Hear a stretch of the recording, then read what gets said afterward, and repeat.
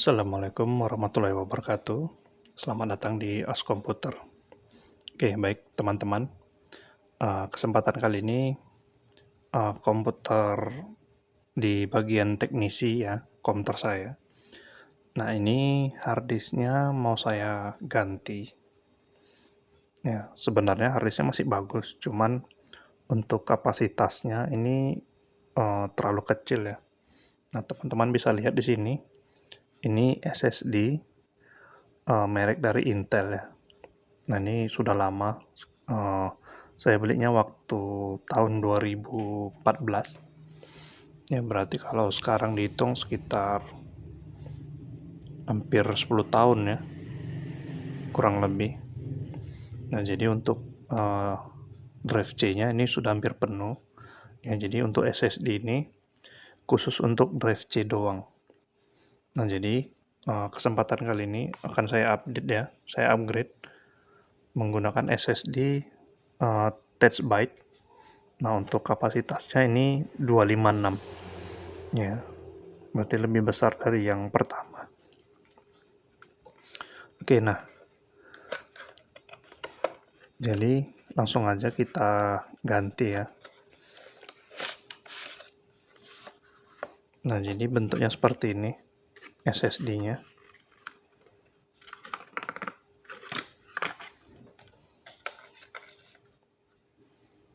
Nah, jadi ini tidak saya lepas dulu karena bautnya berada di belakang.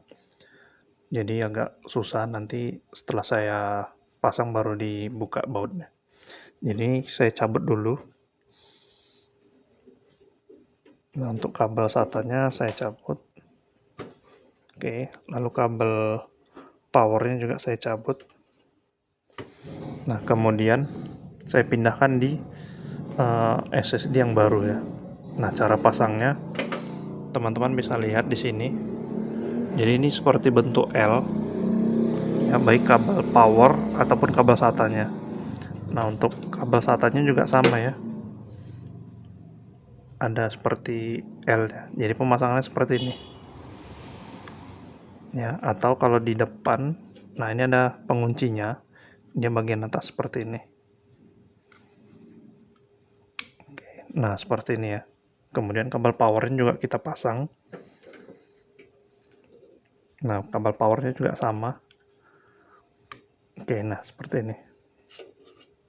Nah, ini saya letak di sini dulu ya sementara karena SSD ini akan saya install ulang.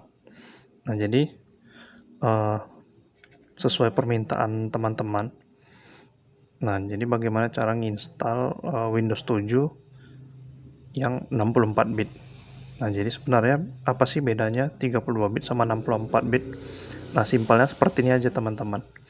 Jika komputer teman-teman atau laptop yang memorinya di bawah dari 4 GB, nah sebaiknya teman-teman install yang Windows 7 32 bit. Nah, apakah 64 bit bisa? Ya, sudah pasti bisa ya. Yang pasti untuk 32 bit, nah itu yang support ya untuk memorinya itu di bawah 4 GB. Nah, jadi seandainya nanti teman-teman punya RAM 8 GB, nah teman-teman nginstalnya pakai yang 32 bit, nanti yang akan terbaca itu hanya sekitar 3 GB. Ya kan, sayang sisanya. Makanya untuk RAM yang di bawah 4 GB bisa dua opsi ya. Bisa 32, bisa 64. Tapi kalau teman-teman punya RAM sekitar 8 GB, ya 4 atau 8 GB atau 4 GB ke atas lah. Nah, itu disarankan gunakan yang 64 bit. Nah, simpelnya seperti itu aja. Oke, nah jadi langsung aja ya kita buat bootable-nya untuk Windows 7 64 bit. Oke, baik teman-teman. Nah, sekarang saya sudah berada di layar desktop komputer saya, komputer utama ya. Nah, jadi di sini saya akan memperlihatkan ya cara untuk membuat bootable-nya. Jadi ini flash disk-nya sudah saya siapkan ya. Nah, ini kapasitasnya 8 GB. Nah, jadi ini langsung aja saya masukkan ke port USB-nya. Nah, sebelah sini. Oke, nah ini saya masukkan dulu. Nah, seperti ini ya. Nah, lampunya sudah hidup. Nah, kemudian saya masuk ke Windows Explorer.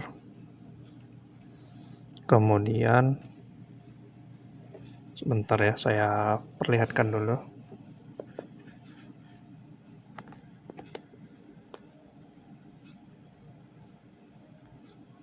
Oke, nah saya masuk di drive D, lalu software, nah kemudian Windows, nah kemudian ini aplikasi Rufusnya sudah saya simpan ya, jadi nggak perlu lagi saya download seperti video sebelumnya. Jadi ini langsung saya double klik aja, nah seperti ini, lalu pilih yes. Oke, nah muncul seperti ini. Kemudian Windows 7 64 bitnya kita siapkan. Nah, di sini. Oke, nah kemudian caranya sama ya, sama persis seperti video-video sebelumnya.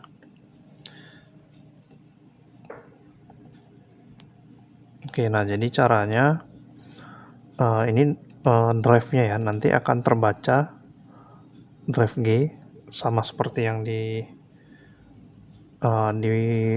flash disk yang kita tancapkan ya, sebelah sini.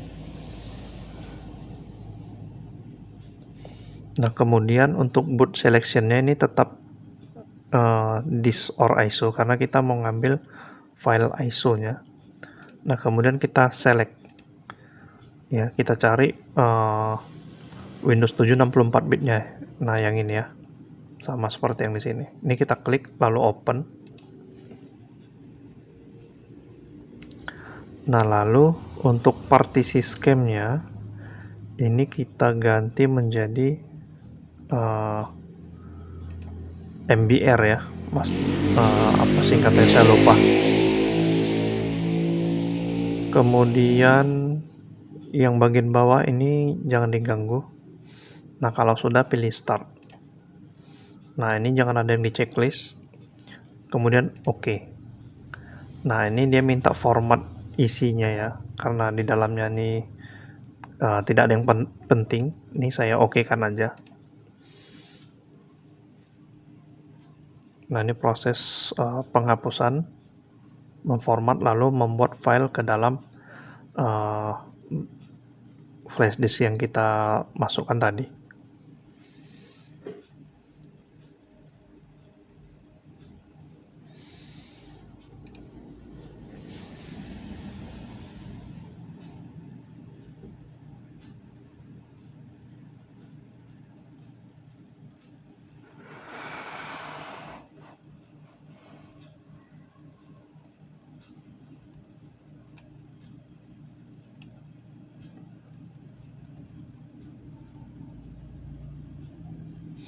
Nah, jadi ini sekitar 15-20 menit ya untuk membuat bootable-nya.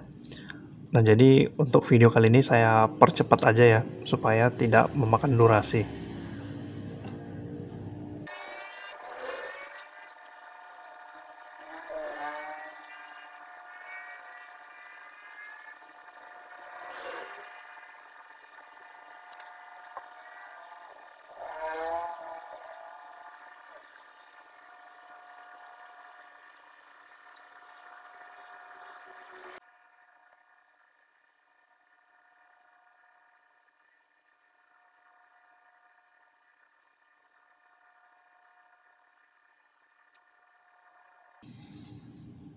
Oke, nah jadi prosesnya sudah hampir selesai ya, sudah 97%. Nah, kita tunggu sampai 100%.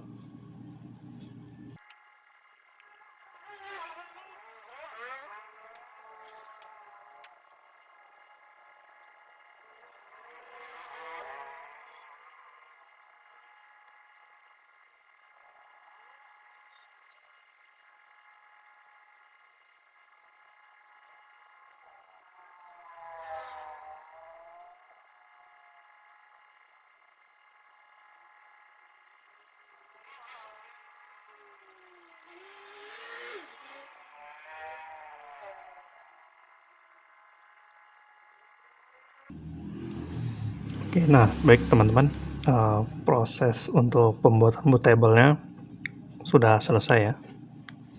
Jadi ini kita close aja. Nah kemudian flash disk-nya kita eject.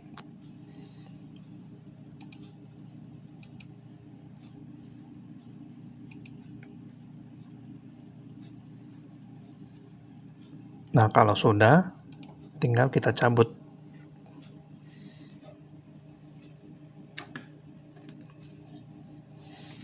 Oke, nah sekarang kita lanjut ke proses instalasinya. Oke, nah sekarang kita sudah berada di komputer teknisi ya, yang mau diinstal. Nah, jadi ini flash disk yang sudah kita buat bootable tadi. Nah, ini kita colokkan dulu ke bagian belakang ya.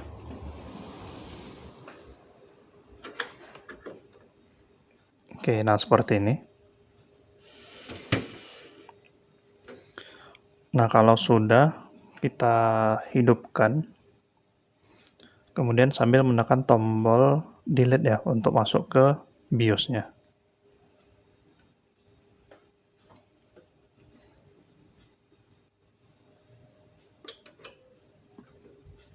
Oh, sebentar ya, kabel powernya belum saya pasang.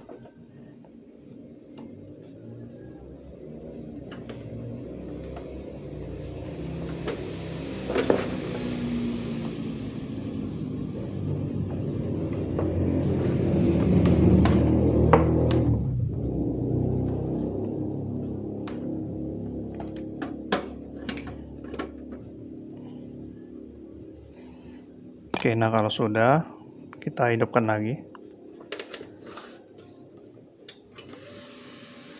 Nah, sambil menekan tombol delete. Oke, nah saya pindah dulu ya. Oke, sebentar.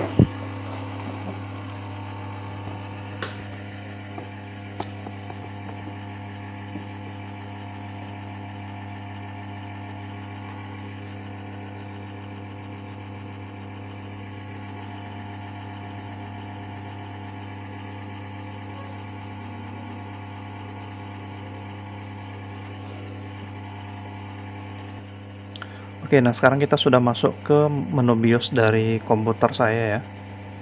Nah, jadi speknya bisa teman-teman lihat di sini. Saya menggunakan merek ASRock. Kemudian UEFI versionnya ini H61 ya. Masih tipe lama. Kemudian prosesor yang saya gunakan Intel Core i7 ya, masih generasi ketiga.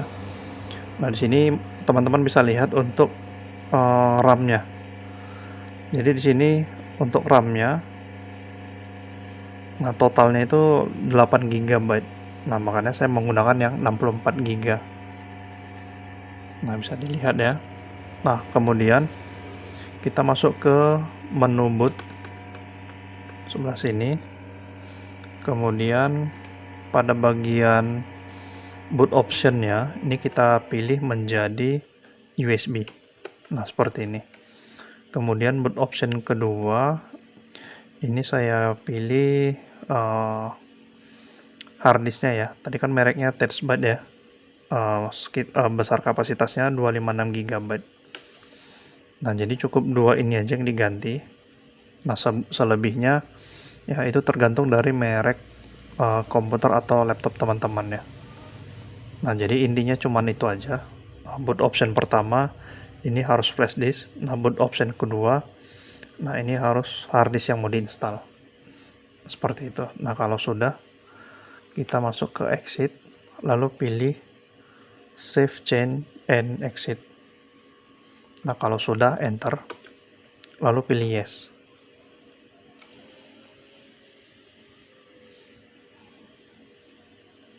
Oke, nah kemudian masuk ke startingnya ya.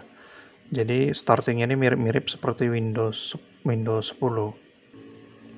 Nah, untuk visual di layar, teman-teman ya harap maklum ya. Jadi layarnya ini sebelah kanan ini sedikit buram. Nah, jadi terlihat seperti putih dia. Oke, nah jadi masuk ke Windows Setup. Nah, di sini yang kita ganti hanya time and currency-nya aja. Ini kita ganti menjadi Indonesia. Oke, kita cari Indonesia. Nah, ini. Kemudian pilih next, lalu install now. Oke, nah di sini ada beberapa versi ya. Jadi mulai dari home basic, home premium, professional retail, volume, nah sampai yang enterprise. Nah kita pakai yang ultimate aja. Nah ini ya. Kalau sudah pilih next. Kemudian ini kita checklist, lalu pilih next lagi. Lalu pilih custom ya. Oke, nah ini kita kosongkan dulu semua.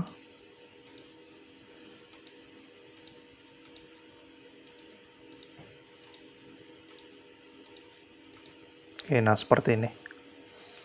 Nah jadi karena ini untuk teknisi dan harddisknya juga cuma satu ya, hanya SSD-nya doang. Nah jadi ini karena dia besarnya 256 GB, nah jadi akan saya bagi dua partisi ya. Jadi untuk membaginya kita pilih new. Kemudian untuk drive C-nya ini saya buat, saya ulangi.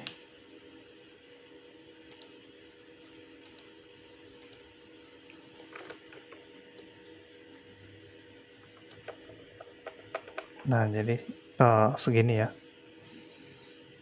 Kemudian apply. Nah saya perlu sedikit aja untuk penyimpanan data karena data yang disimpan juga nggak terlalu banyak. Kemudian ini kita pilih new lagi, lalu apply. Nah seperti ini. Jadi di sini ada 3 partisi. Partisi 1 ini untuk sistem reserve-nya. Nah kemudian partisi 2 ini untuk drive C-nya. Kemudian partisi 3 ini untuk penyimpanan data. Nah jadi yang kita klik itu partisi 2, lalu pilih next. Nah ini kita tunggu prosesnya sampai selesai semua. Nah jadi seperti biasa ya, saya akan mempercepat sedikit untuk prosesnya dengan cara menekan di keyboard tombol shift dan F10. Nah seperti ini tampilannya. Ini saya perbesar dulu. Oke, nah seperti ini. Nah, ketikkan perintahnya task mgr. Kemudian pada bagian proses, nah ini setupnya ini kita klik kanan, lalu pilih set priority, kita pilih yang high. Oke, nah pilih change priority, ini close, lalu exit. Oke, nah kita tunggu sampai selesai.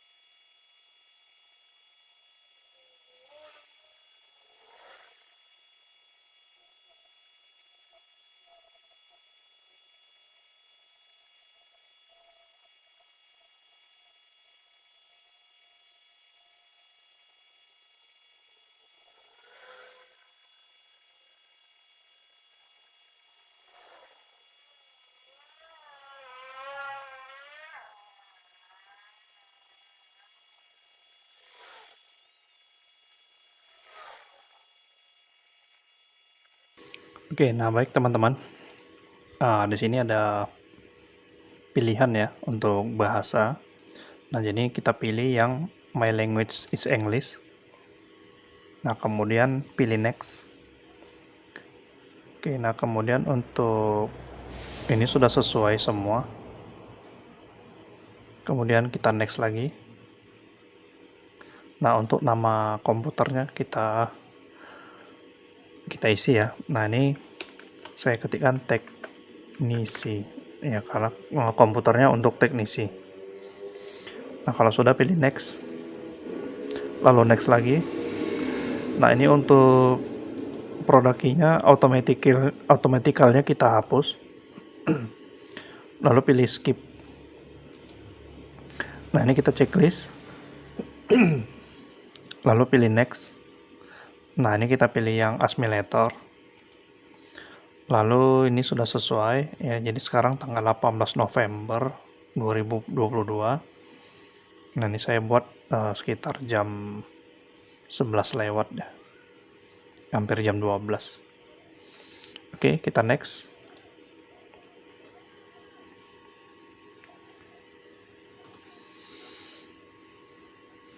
Nanti untuk file ISO-nya nanti akan saya sertakan linknya di deskripsi. Jadi teman-teman kalau mau download Windows 7-nya yang 64 bit, nah langsung aja ke deskripsi ya. Oke, nah sekarang instalasinya sudah selesai, sudah masuk ke desktop dari Windows-nya. Nah, nanti kalau muncul seperti ini, nah ini kita blok seperti ini kita masukkan ke recycle bin ya, di drag aja, yang ini juga. Nah, kemudian klik kanan, pilih empty, pilih yes, ya. Karena kalau kita klik kanan delete atau tekan tombol delete, nah sepertinya nggak bisa. Oke, ini saya hapus. Oke, nah jadi seperti itu ya teman-teman, cara nginstal Windows 7 64 bit. Ya, jadi prosesnya cukup mudah. Ya, teman-teman tinggal ikutin aja cara-caranya mulai dari awal sampai akhir. Nah, jadi videonya jangan skip supaya teman-teman bisa paham nanti. Oke, baik teman-teman, jika menyukai video ini silahkan di-subscribe, jangan lupa diaktifkan tombol notifikasinya supaya teman-teman bisa update video terbaru dari saya. Dan jangan lupa juga klik tombol like-nya jika teman-teman menyukai video ini. Oke, demikian. Wassalamualaikum warahmatullahi wabarakatuh.